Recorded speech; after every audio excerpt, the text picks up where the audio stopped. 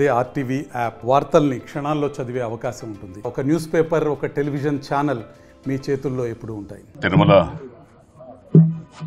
దేవస్థానంలో తిరుమలలో నివసించు ప్రజలందరికీ కూడా అందుబాటులోకి సచివాలయం భవన నిర్మాణ ప్రారంభోత్సవానికి ఈరోజు చేయడం జరిగింది.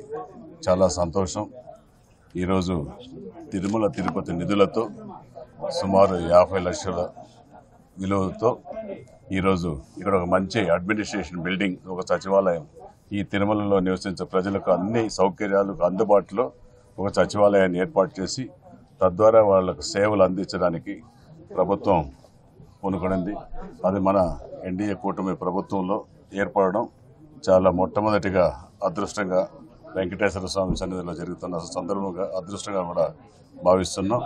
తిరుమల ప్రజలందరికీ కూడా అన్ని సౌకర్యాలు ఈ సచివాలయంలో వృద్ధాప్య పెన్షన్లు కానీ, రేషన్ కార్డులు కానీ, ఇళ్ళు లేని వాళ్ళకి ఇళ్ళు కానీ, ఏ ఒక్క సమస్య వచ్చినా కూడా ఆ సమస్యలు ఇక్కడ అన్ని ఇక్కడికిక్కడే పరిష్కరించే దిశగా ఇక్కడ ఈ సచివాలయాన్ని నిర్మించడం, దీంట్లో అన్ని ఫెసిలిటీస్ కల్పించడం, ఉద్యోగస్తులను నియమించడం చాలా శుభ పరిణామం అనేసి కూడా తెలియజేసుకుంటూ ఇక్కడ దీన్ని తిరుమలలో నివసించే ప్రజలందరూ కూడా సద్వినియోగం చేసుకొని ఇక్కడికిక్కడే మీ సమస్యలు పరిష్కరించుకోవాల్సిందిగా తిరుమల వాసులు కూడా కోరుకుంటూ ఈ సందర్భంగా దీనికి ఈరోజు భవన నిర్మాణానికి భూమి పూజ చేయడం జరిగింది.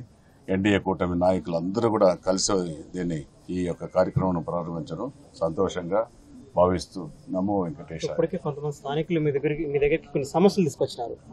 ఇప్పటికే కొంతమంది స్థానికులు మీ దృష్టికి కొన్ని సమస్యలు తీసుకొచ్చినారు. ఈ గృహ నిర్మాణాలేటువంటి విషయాలు ఖచ్చితంగా సమస్యలన్నీ కూడా ఈఓ గారి దృష్టికి తీసుకెళ్ళాము. నిన్ననే అన్నిటి దాదాపు ఒక 19 సమస్యలు గుర్తించాం. తిరుమలలో ఉండే సమస్యలు, తిరుమల తిరుపతి దేవస్థానానికి సంబంధించిన సమస్యలు ఈఓ గారికి కూడా చెప్పడం జరిగింది. ఈఓ గారు కూడా సానుకూలంగా స్పందించారు. ప్రతి సమస్యను కూడా ఇక్కడ పరిష్కరించే దిశగా చేస్తానన్నారు. ఇప్పుడే ప్రభుత్వం ఏర్పాటై నెల రోజులు అవుతా ఉంది.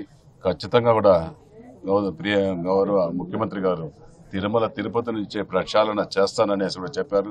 ఆ దిశగా ఈరోజు ఈఓ గారు కానీ, జేఈఓ గారు కానీ ఏర్పడడం జరిగింది. త్వరలోనే బోర్డు కూడా నియమించడం జరుగుతుంది.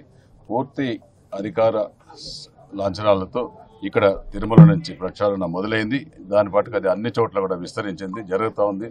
తప్పు చేసిన వాళ్ళకు శిక్ష ఇక్కడి నుంచే పడే విధంగా జరుగుతూ ఉందనేసి కూడా తెలియజేస్తున్నాం. మరిన్ని వీడియోస్ కోసం ఛానల్ ని సబ్స్క్రైబ్ చేయండి. లేటెస్ట్ అప్డేట్స్ కోసం వాట్సాప్ ఛానల్ ని ఫాలో చేయండి.